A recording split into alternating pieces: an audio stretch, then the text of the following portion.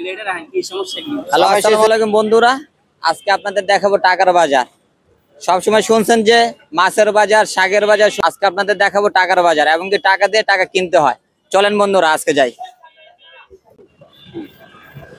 আজকে যে দেখি আমরা যত অসহায় মানুষ ও যারা দিনমজুর আছে তাদের নিয়ে কাজ করি, তাদের জন্য নতুন টাকা নেওয়ার জন্য আসলাম গুলিস্তানে। তো আসো, 10 টাকার নতুন বান্ডিল নাই কাকা? ওই সাইডে না? আসসালামু আলাইকুম কাকা। সমস্যা হয়েছে 10 টাকার বান্ডিল লাগতো।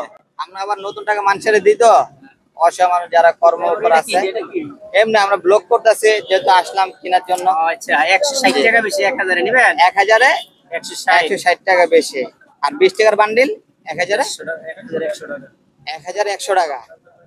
এটা বান্ডিল প্রতি, ঠিক না? তাহলে কম রাখা যায় না একটু? হ্যাঁ, এটা যদি 160 বলছেন 150 রাখেন, 10 টাকা 10 টাকা কম রাখবেন না? তাহলে আচ্ছা, আমাদের তাহলে 10 টাকার বান্ডিল দুইটা দেন, দুইটা বান্ডিল দেন 10 টাকা। আর তাহলে আরমান, আমরা কি 20 টাকার বান্ডিল নিয়ে নিব একবার? তাহলে 20 টাকার বান্ডিল দিয়ে দেন একটা। হ্যাঁ, একটা আর কিছু 50 50 তো 50 নতুনটা নিলে তো মানুষ টেনশনে থাকে। না না, 50 টাকার নোটটা অনেকে আবার নিতে চায় না। একটা আচ্ছা, আর দেখেন এই কত আইছে? হলো আপনার আইছে হলো 4420 টাকা। 4420 টাকা না? ঠিক আছে, 4420 টাকা দিব। এই পাশে দাঁড়াই, এই মাথায় কি তলি হইব? আমরা তো দোকান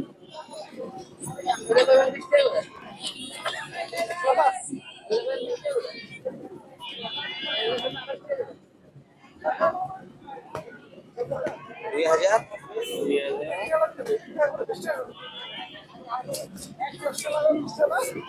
4000 আর কত? আর হলো 100 আর 320, 420। 420 টাকা। 400 টাকা রাখা যায় না কাকা? হ্যাঁ, আচ্ছা। 20 টাকা বাকি না। 20 টাকা, হ্যাঁ আছে, 20 টাকা বাকি আছে আমার তো। হ্যালো, তো বন্ধুরা আসলে এই টাকা নেওয়ার উদ্দেশ্য হয়েছে যে যাও, তাহলে ঠিক আছে, আপনার সাথে আমার clear, ঠিক আছে? চলেন বন্ধুরা, আমরা নিয়ে নিলাম এগুলো। আমরা কি যারা কর্মমুখর আছে এবং কি যারা পরিশ্রম করে অসহায়, তাদেরকে আমরা সাহায্য করব। চলেন, আসসালামু আলাইকুম।